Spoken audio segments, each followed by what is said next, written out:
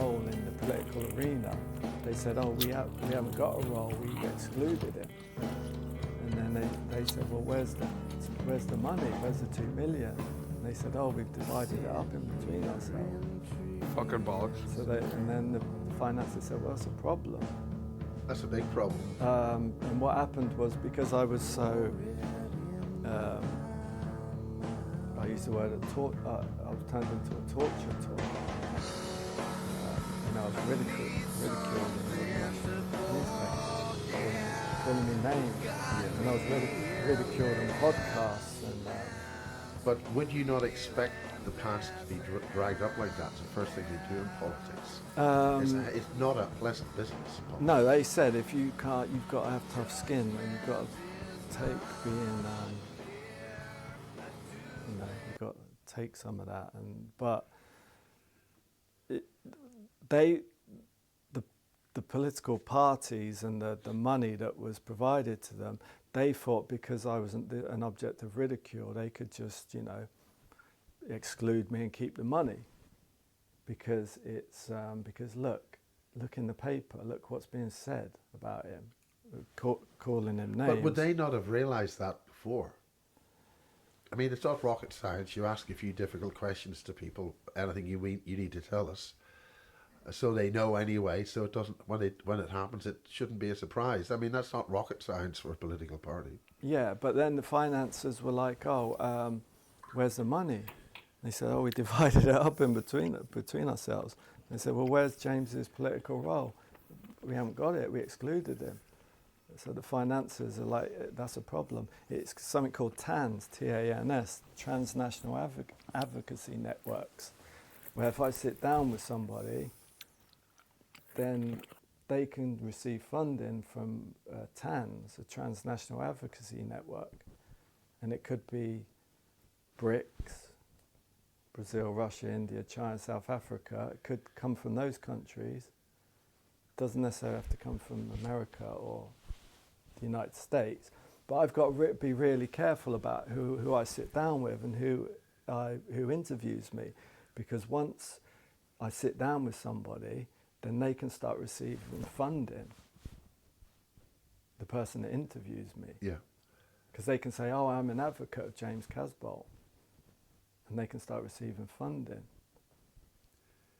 It seems like a murky world of politics, but I mean, anybody who didn't think politics had a murky world is a bit naive. So where do you feel you're going to go from there? What do you feel is your plans? You've been working with Bob, you've got your book published. Yeah, finally got the book published. Which is really a chapter of your main book, Agent Buried Alive. Well, it's Agent Buried Alive Part 2. I wrote it in prison. And Agent Buried Alive Part 1 I gave away for free as an ebook. But I wanted to make this as a paperback, so people could have a collectible item that they could hold in their hands. Yeah. But would you want to have that all published as one solid, the original? I think you evolved Agent Buried Alive. It had 7 chapters, then 8. I think it's up to 11. And then it was translated into German and Latin American for the Latin American world. And I've started to. I released some of it on Project Camelot with Kerry Cassidy, and I've evolved what happens at the end of that. Kerry fucking Cassidy. The Chronicles of Michael Prince, and that's Agent Buried Alive Part 3.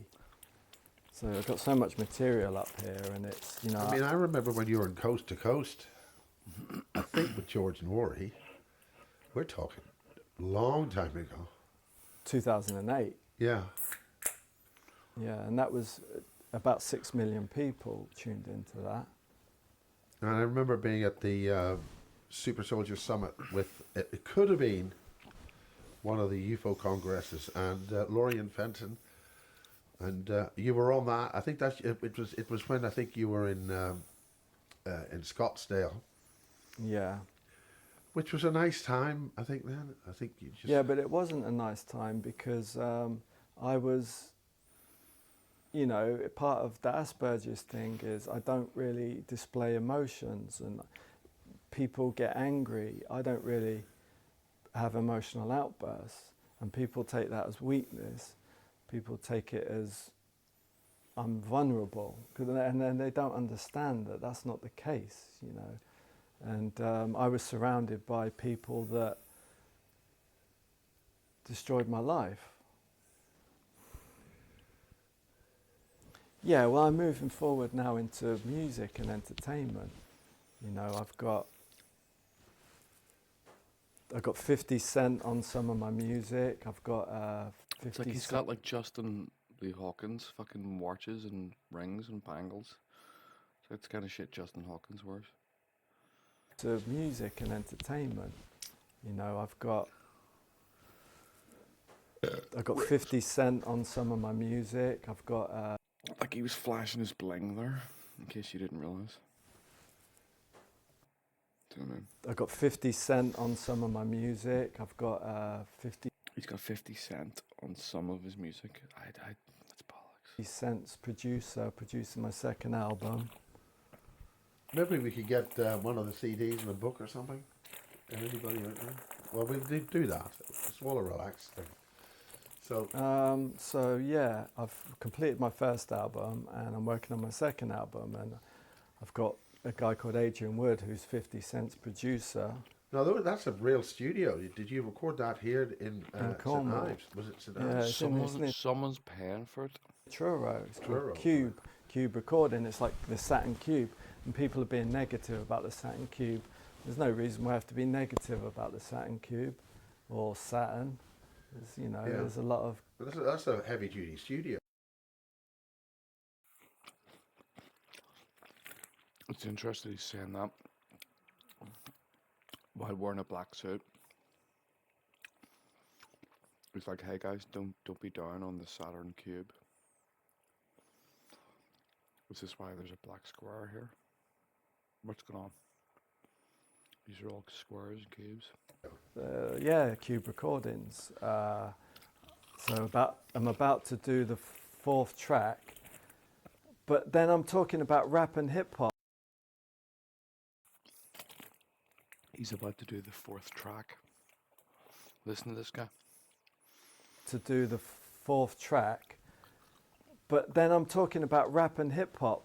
But you don't really know anything about rap and hip hop. No, I'm not really a rap and hip hop Miles doesn't know anything about rap. guy. And a lot of I know dance music, trance music, all that stuff. a lot of the people that are going to be listening to this, they want to hear Super Soldier and UAP, and they probably don't know that much about rap and hip hop. But I've got a legal gag order which I can't talk. It's like pages long. I can't talk about so much, so I have to put it out in codes and ciphers through music. So if people want to hear about UAP, then I have to put it out in music. How long does that last? This is the thing, I can't access a lawyer at the moment, so I don't know. Well, we don't want you to say anything, which is going to... I'm not going to. Yeah, I'm not good. stupid. That's good. We do not want to say anything. This is about, hello, good to see you, James, and what do you do? And this is the thing, what I'm doing is focusing on my recovery. Explain the CD. I've got the CD. The key, so is in the... that's the DJ in there? Is that the guy who This mixed it? DJ Young C is a G-Unit DJ. Now, I'm working with a music PR company in the States, and they're giving my email address and my contact details out to music A&Rs. So DJ Young C is famous. He's reached like 10 million people. He's a G-Unit DJ, and G-Unit... Now explain what G-Unit means to people. G-Unit is, I was wearing a G-Unit tracksuit last time with Bob. It's 50 Cent's record label, and it's a clothing brand, and it's the members of G-Unit are Young Buck, Lloyd Banks, Tony Yayo, and 50 Cent. Now, Bob's probably going to come with me if he's happy to do that, to create the fourth track of the second album. That's going to have Tony Yayo on it doing a verse, and he's a member of G-Unit. Now this is So your that's going to be a lyrics. big thing. This is your lyrics, is that right? The track's called Seven Clones. He's wrote one verse, and I've wrote the other verse. And so that's going to be a big thing. And we've got a DJ called DJ Tiger Style. He's going to be cutting up, scratching my vocals.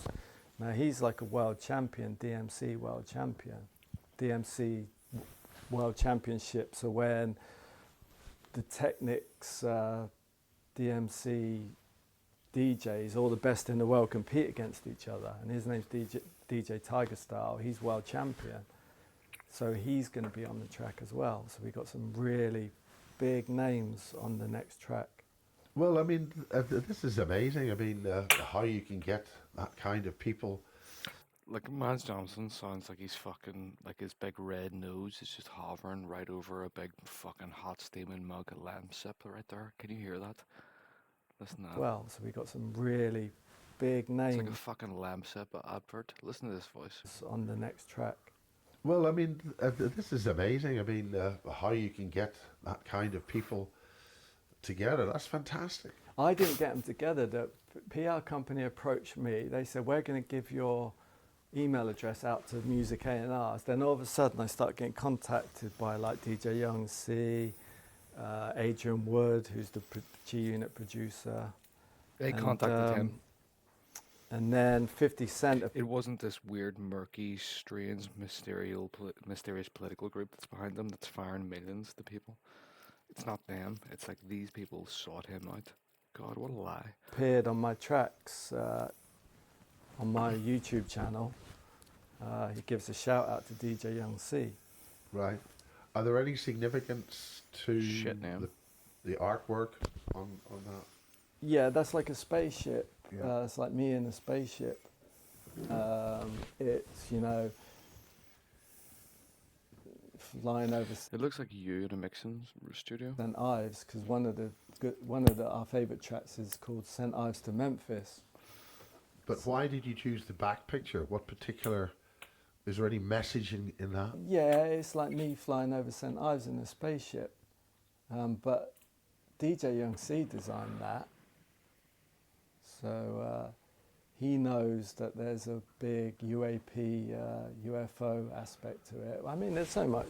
Like Warlord track 2, it starts off, I say, I was in my spaceship, I was flying. That's how it starts off.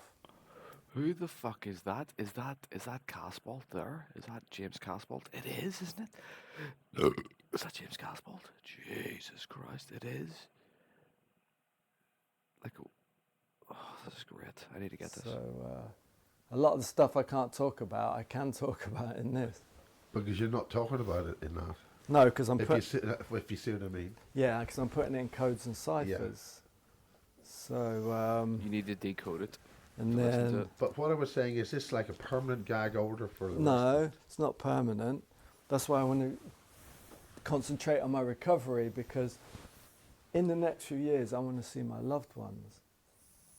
Yeah. And I want to be healthy when I see them. The statement you did, which I played at the conference, that little mission you had, when that statement you made, we arranged. That was in July. Mm. That conference collapsed, I have to say, due to certain influences, and we don't know whether that's going to happen again. But you were wearing a flak jacket or something. Was there any reason why you had to have the black things? Because I've spent so much time in darkened cells, my eyes are really sensitive to light. So it kind of, if I went... Right, like he only had to put them on now when Miles mentioned it. So now his eyes are got suddenly... Like, it's just bollocks, a bollock reason to have to wear sunglasses all the time. He thinks he's Roy Orbison. Nah. Sunglasses, my eyes are really sensitive. And so much... Or something. Was there any... And we don't know whether that's going to happen again. But you were wearing a flak jacket or something. Was there any reason why you had to have the black things? Because I've spent so much time in darkened cells, my eyes are really sensitive to light. So it kind of, if I wear sunglasses, I can concentrate better. And it helps me focus better. You can concentrate better. You can focus better. In dark cells. Like he's fucking like, what do you call that guy? Like what do you call Vin Diesel in Pitch Black? He just spent like he was in some prison on some planet where he was in the dark all the time. So he, so I mean, it's like that shit. He's just watched too many movies. So it's all just wee bits from every movie you've ever seen. Yeah, it helps me concentrate. And the flak jacket is just... Helps him concentrate on writing his songs. Expose the New World Order. that 50 Cent is interested in now? Is people are interested? A little bit theatrical. Theatrical, okay. A little bit because we're getting theatrical. into entertainment and rap and R&B. Yes. So you So got show business. everyone knows rap equals sunglasses This is show equals cool. business. And I've also taught myself Rap equals cool equals sunglasses. how to sing when I was in prison, All right. which I could never sing before. It's easy to rap. But, Yeah. It's easy to rap, apparently. Um, You gonna rap now? So, and I want to be healthy. I want to see my loved ones in the future, and I want to be healthy when I do that. The main thing is I want to be alive when I do that. That's always useful. Yeah, that's always used. And I don't want to sacrifice my health to appear on camera constantly. And I Well, need, this is our bit, and Ida, I think, might want to chat with you whether you want to have that on camera, whatever. It's up to be her. chat with Ida and Dr. Amir. I'm out. Yeah, well, they came down here really to see you and things. Yeah, that would be good. Like Miles has a cold. He can't handle this fucking interview. Listen. It's Yeah. up to be her Listen. bit, and Ida, I think, might want to chat with you whether you want to have that on camera, whatever. It's up to be her. Chat with Ida and Dr. Amir. Yeah, well, they came down here really to see you and things. Yeah, that would be good. It's like with James Rink, he created about 400 videos during his lifetime. It's terrible to hear. I was shocked when I saw him. Well, Couldn't believe it. they're very valuable now. Yeah. And it's getting into Tupac and Suge Knight territory, because Suge Knight said that Tupac is worth more dead than he is alive.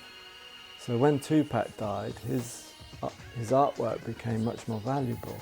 So now James Rink is dead, his artwork is much more valuable now. Well, it's not much use to him. Well, yeah, Mama. I'm He doesn't know what to say about that at the moment. He doesn't know what to say to that.